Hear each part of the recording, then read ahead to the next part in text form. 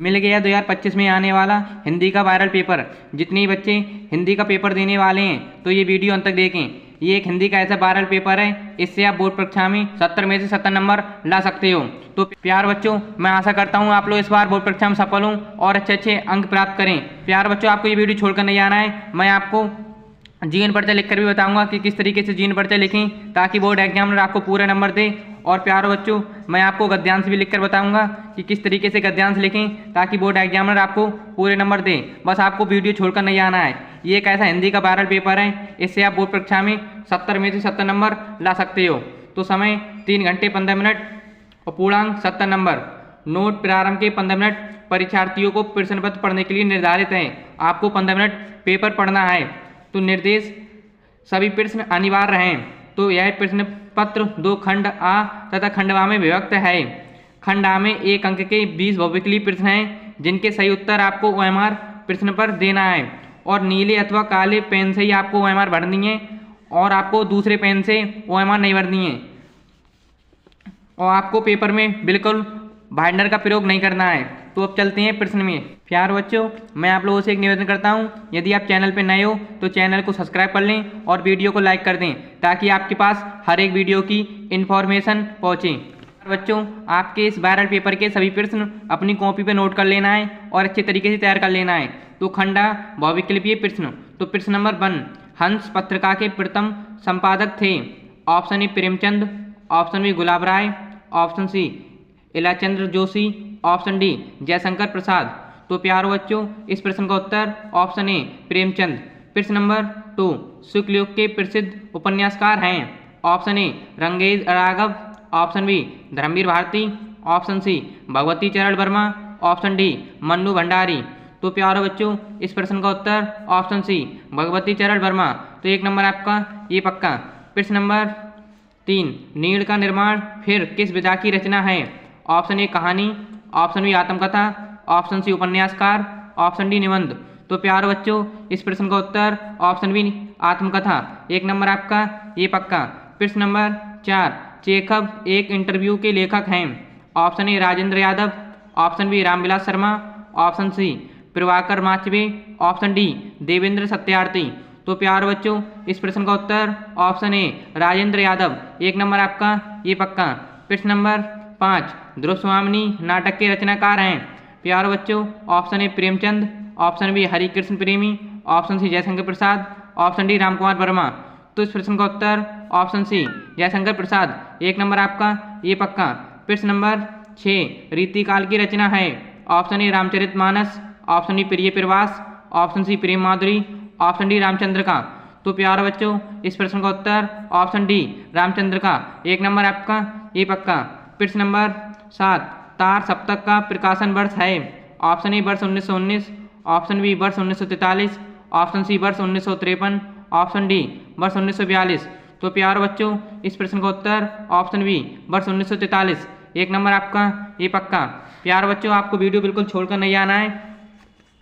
प्यारे बच्चों, आपको वीडियो बिल्कुल छोड़कर नहीं आना है। मैं आपको जीवन परिचय और आपको गद्यांश किस तरीके से लिखा जाता है ये सब लिखकर बताऊंगा। तो प्रश्न नंबर 8, लोकायतन के रचनाकार हैं। Option A Suryakant Tripathi Nirala, option B Jaishankar Prasad, option C Subhadranandan Pant, option D Mahadevi Verma. तो प्यारे बच्चों, इस प्रश्न का उत्तर option C Subhadranandan Pant. 1 number आपका ये पक्का। प्रश्न नंबर 9, बहुरी अकेला के रचनाकार हैं। Option A Ashok Vajpeyi, option B Kedarnath Singh, option C Gajanan Madhav Muktibodh, option D Narendra Sharma. तो प्यारे बच्चों, इस प्रश्न का उत्तर option A Ashok Vajpeyi. 1 number आपका ये पक्का।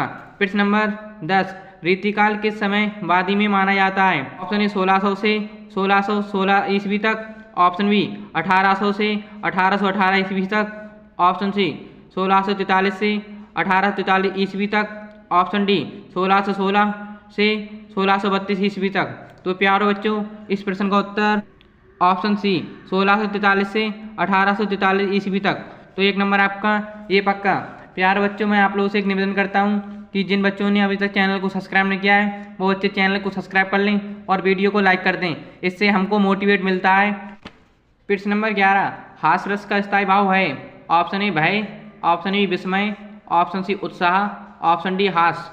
तो इस प्यारे बच्चों इस प्रश्न का उत्तर ऑप्शन डी हास। 1 नंबर आपका ये पक्का। प्रश्न नंबर 12, जहाँ पर उपमेय की किसी उपमान से गुण धर्म के आधार पर समानता की जाए वहाँ अलंकार होता है। ऑप्शन ए रूपक अलंकार, ऑप्शन बी उपमा अलंकार, ऑप्शन सी उत्प्रेक्ष अलंकार, ऑप्शन डी अनुप्रास अलंकार। तो प्यारे बच्चों इस प्रश्न का उत्तर ऑप्शन ए रूपक अलंकार। 1 नंबर आपका ये पक्का। प्रश्न नंबर 13, रोला छंद के प्रत्येक चरण में मात्राएं होती हैं। Option A 22, option B 24, option C 36, option D 12। तो प्यारे बच्चों इस प्रश्न का उत्तर ऑप्शन बी 24। 1 नंबर आपका ये पक्का। प्रश्न नंबर 14, अनुग्रह शब्द में प्रयुक्त उपसर्ग है। ऑप्शन ए अन, ऑप्शन बी आ, ऑप्शन सी अनु, ऑप्शन डी ग्रह। तो इस प्रश्न का उत्तर ऑप्शन ए अन। प्रश्न नंबर 15, आई प्रत्यय जोड़कर कौन सा शब्द बना है।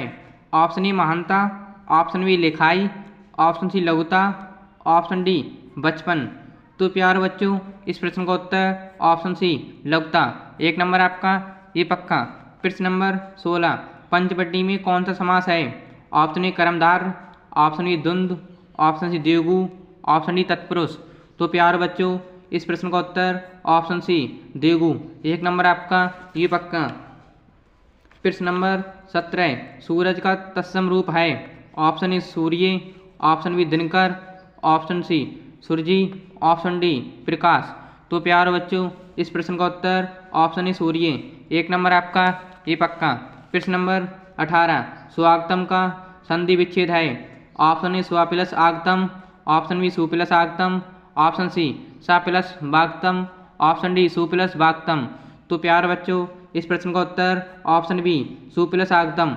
1 नंबर आपका ये पक्का। प्रश्न नंबर 19, फलास शब्द की विभक्ति एवं वचन है।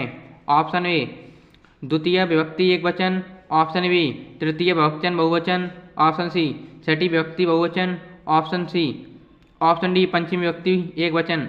तो प्यारे बच्चों इस प्रश्न का उत्तर ऑप्शन डी पंचमी विभक्ति एक वचन। प्रश्न नंबर 19, हस्ती शब्द का पुरुष एवं वचन है। ऑप्शन ए मध्यम पुरुष द्विवचन, ऑप्शन बी उत्तम पुरुष एक वचन, ऑप्शन सी प्रथम पुरुष एक वचन, ऑप्शन डी उत्तम पुरुष बहुवचन। तो प्यारे बच्चों इस प्रश्न का उत्तर ऑप्शन सी प्रथम पुरुष एक वचन। 1 नंबर आपका ये पक्का। प्यारे बच्चों अभी तक हमने OMR वाले प्रश्न पढ़े थे, अब हम कॉपी पर लिखने वाले प्रश्न पढ़ेंगे। जैसे खंड व वर्णात्मक प्रश्न, जैसे प्रश्न नंबर 1, तो निम्नलिखित गद्यांश पर आधारित दिए गए प्रश्नों के उत्तर दीजिए। जैसे ये गद्यांश पूछा गया है, ये आपका 6 नंबर में पूछा गया है और आपके 6 नंबर पूरे ये पक्के। आपको ये गद्यांश है, ये गद्यांश अपने गैस पेपर टिक लगा लेना है और अच्छे तरीके से तैयार कर लेना है और आपके बोर्ड परीक्षा में 6 नंबर ये पक्के। और इसमें ये 3 प्रश्न पूछे गए हैं। जैसे उपयुक्त गद्यांश के पाठ व लेखक का नाम लिखिए, गद्यांश के रेखांकित अंश की व्याख्या कीजिए, बापू ने क्रांति करने के लिए किसका सहारा लिया। तो आपको इन सभी प्रश्नों का उत्तर इस गद्यांश में से पढ़कर देना है और ये गद्यांश अपनी गैस पेपर पर टिक लगा लेना है और अच्छे तरीके से तैयार कर लेना है और आपके 6 नंबर ये पक्के। प्यारे बच्चों यदि आपको बोर्ड परीक्षा में वो वाला गद्यांश नहीं कर मिल रहा है तो आप बोर्ड परीक्षा में ये वाला गद्यांश कर सकते हो अथवा वाला, पर आपको उन दोनों में से एक ही करना है। जैसे ये गद्यांश दिया गया है, मैं ब्राह्मणी हूँ, तो आपको ये पूरा गद्यांश पढ़ना है और ये इस गद्यांश से पढ़कर आप इन तीनों प्रश्नों को उत्तर दे सकते हो। जैसे उपयुक्त गद्यांश के पाठ व लेखक का नाम लिखिए, गद्यांश के रेखांकित अंश की व्याख्या कीजिए, छल नहीं तब नहीं स्त्री जाता हूँ, तैमूर का बंसर स्त्री से छल करेगा, जाता हूँ बाघ किसने कहा। तो इन तीनों प्रश्नों को उत्तर आपको इस गद्यांश में से पढ़कर देना है और ये गद्यांश अपने गैस पेपर टिक लगा लेना है और अच्छे तरीके से तैयार कर लेना है। प्यारे बच्चों आपके बोर्ड परीक्षा में 6 नंबर ये पक्के। प्रश्न नंबर 2, निम्नलिखित पद्यांश पर आधारित दिए गए 3 प्रश्नों को उत्तर दीजिए। ये 6 नंबर में पूछा गया है और आपके प्यारे बच्चों 6 नंबर ये पक्के। जैसे ये पद्यांश है, इस पद्यांश में से आप पढ़कर इन 3 प्रश्नों के आपको उत्तर देना है। जैसे उपयुक्त पद्यांश का संदर्भ लिखिए और रेखांकित अंश की व्याख्या कीजिए, उपयुक्त पद्यांश में किसकी वीरता का वर्णन किया गया है। तो इन तीनों प्रश्नों का उत्तर आपको ये पद्यांश में से देना है और आपको ये पद्यांश अपने गैस पेपर टिक लगा लेना है और अच्छे तरीके से तैयार कर लेना है। तो आपके बोर्ड परीक्षा में 6 नंबर ये पक्के। प्यारे बच्चों यदि आपको बोर्ड परीक्षा में इस वाले गद्यांश के प्रश्न को उत्तर नहीं पता है तो आप अथवा वाले प्रश्न का उत्तर दे सकते हो, पर आपको इन दोनों में से कोई एक करना है। सेम इसी तरह आपको ये पद्यांश करना है।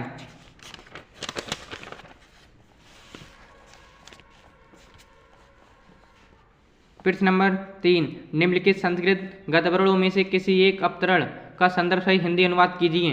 प्यार बच्चों, अभी तक हमने हिंदी में गद्यांश पढ़े थे, अब हम संस्कृत में गद्यांश पढ़ेंगे। ये आपका 5 नंबर में पूछा गया है और आपके 5 नंबर ये पक्के। आपको ये अपनी गैस पर टिक लगा लेना है और इस संस्कृत गद्यांश की आपको हिंदी अच्छे तरीके से तैयार कर लेनी है और आपके बोर्ड परीक्षा में 5 नंबर ये पक्के। यदि आपको बोर्ड परीक्षा में इस वाले गद्यांश की हिंदी नहीं पता है तो आप अथवा वाले गद्यांश की हिंदी कर सकते हो, तो पर आपको इन दोनों में से कोई एक करना है। प्रश्न नंबर 4, निम्नलिखित संस्कृत पद्यांश। प्रश्न नंबर 4, निम्नलिखित संस्कृत पद्यांशों में से किसी एक पद्यांश का संदर्भ सहित हिंदी अनुवाद कीजिए।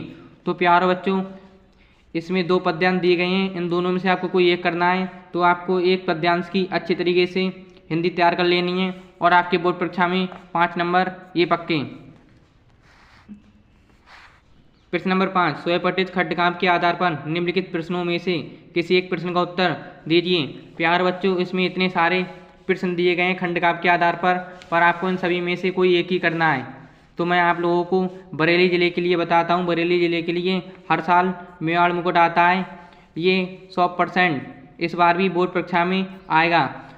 प्यार बच्चों, ये हर ज़िले के लिए अलग अलग होता है, तो अपने हिंदी के टीचर से पूछना है कि आपके ज़िले में कौन सा आता है, तो आपको वो अच्छी तरीके से तैयार कर लेना है और अपनी गैस पर टिक लगा लेना है और आपके 3 नंबर ये पक्के। मैं गारंटी के साथ कहता हूँ ये हर साल आता है, इस साल भी आएगा। प्रश्न नंबर 6, निम्नलिखित लेखकों में से किसी एक का जीवन परिचय देते हुए उनकी एक प्रमुख रचना का उल्लेख कीजिए। तो प्यार बच्चों, इसमें ये 3 लेखकों के नाम दे रखे हैं, जयशंकर प्रसाद, भगवत सरल उपाध्याय, आचार्य रामचंद्र शुक्ल। तो आपको इन तीनों में से कोई एक करना है और अच्छे तरीके तैयार कर लेना है। तो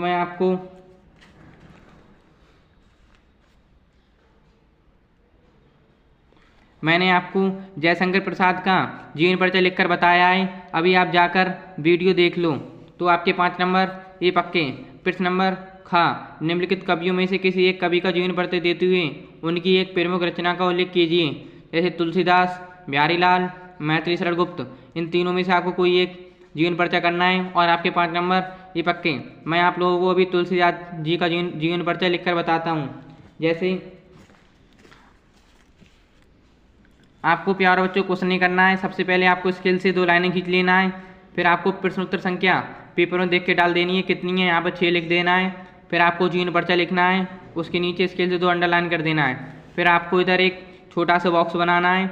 बोर्ड एग्जामिनर ये पूरा जीवन परिचय नहीं देखता है, सिर्फ इस बॉक्स में ही देख लेता है महत्वपूर्ण बिंदु और आपके पूरे नंबर दे देता है। जैसे नाम तुलसीदास, जन्म 1532 ईस्वी, जन्म स्थान राजापुर, पिता का नाम आत्माराम दुबे, माता हुलसी, मृत्यु 1623 ईस्वी, रचना गीतावली। बोर्ड एग्जामिनर के पास इतना कॉपी चेक करने के लिए टाइम नहीं होता है, सिर्फ इतना ही पॉइंट देखता है और आपके पूरे नंबर दे देता है। आपने जो इधर महत्वपूर्ण बिंदु लिखे हैं ये आपको इधर ब्लैक पेन से लिख देना है। जैसे गोस्वामी तुलसीदास जी का जन्म सन 1532, ये आपको ब्लैक पेन से लिख देना है। में बांदा जिले के राजापुर नामक गांव में हुआ था। इनके पिता का नाम आत्माराम दुबे, ये आपको ब्लैक पेन से लिख देना है था, तथा माता का नाम हुलसी था। इनके बचपन बहुत कठिन परेशानियां आईं। इनकी पत्नी का नाम रत्नावली, ये आपको ब्लैक पेन से लिख देना है। इनके एक बार रत्नावली बिना बताए अपने मायके चली गईं। तुलसीदास भी आंधी तूफान से जूझकर अपनी ससुराल जा पहुँचे। मैंने और सरल तरीके से ये जीवन परिचय लिखा है, आप अपनी भी भाषा में लिख सकते हो। इस पर इनकी पत्नी ने इनके लिए एक दुआ लिखा, जैसे ये दुआ ये लिखा, ये आपको ब्लैक पेन से लिखना है। अस्ति चर्म मई दे मम तामे ऐसी प्रीति तैसी जो श्री राम महे होती ना भयभीत। तो ये इस दुआ के माध्यम से इनकी पत्नी ने इनको एक फटकार लगाई, जैसे अपनी पत्नी की फटकार से तुलसी को बहराग्रह हो गया काशी के उसी घाट पर सन 1932 ईस्वी, ये आपको ब्लैक पेन से लिख देना है। में इनका निधन हो गया। फिर आपको इनका रचनाएं ये ब्लैक पेन से लिखना है। तुलसीदास जी की प्रमुख रचनाएं भिन्न हैं, जैसे श्री राम चरितमानस, गीतावली, दुआवली आदि। तो आपके बोर्ड एग्जामिनर पूरे 5 नंबर ये देगा। सेम इस तरीके से आपको जयशंकर प्रसाद का कर देना है या फिर आचार्य रामचंद्र शुक्ल का कर देना है। आपको जो अच्छा लगे वो कर देना है। प्रश्न नंबर 7, अपनी पाठ्य पुस्तक में से खंडित कोई एक श्लोक लिखिए जो इस प्रश्न पत्र में ना आया हो। तो प्यारे बच्चों, अपने गैस पेपर पर टिक लगा लेना है, कोई एक श्लोक तैयार कर लेना है और आपके 2 नंबर ये पक्के। प्रश्न नंबर 8, निम्नलिखित में से किन्हीं 2 प्रश्नों का उत्तर संस्कृत में दीजिए। जैसे ये इतने सारे प्रश्न दिए गए हैं, इनमें से आपको 2 प्रश्न अपने गैस पेपर टिक लगा लेना है और अच्छे तरीके से तैयार कर लेना है और आपके 4 नंबर ये पक्के। प्रश्न नंबर 9, निम्नलिखित विषयों में से किसी एक विषय पर निबंध लिखिए। जैसे इसमें इतने सारे निबंध दे रखे हैं, आपको कोई एक निबंध करना है और आपके बोर्ड परीक्षा में 9 नंबर ये पक्के। जैसे जीवन में विज्ञान का महत्व, विद्यार्थी और अनुशासन, वनों से लाभ, देश प्रेम, आतंकवाद कारण एवं निवारण। तो आपको कोई एक निबंध अपने गैस पेपर पर टिक लगा लेना है और अच्छे तरीके तैयार कर लेना है और आपके 9 नंबर ये पक्के। प्यारे बच्चों, मैं आशा करता हूँ कि आपको ये पेपर अच्छे समझ में आया होगा। तो ऐसी वीडियो पाने के लिए हमें सब्सक्राइब करें व अपने दोस्तों के पास वीडियो ज़्यादा से ज़्यादा शेयर करें। तो अब मिलते हैं न्यू वीडियो में।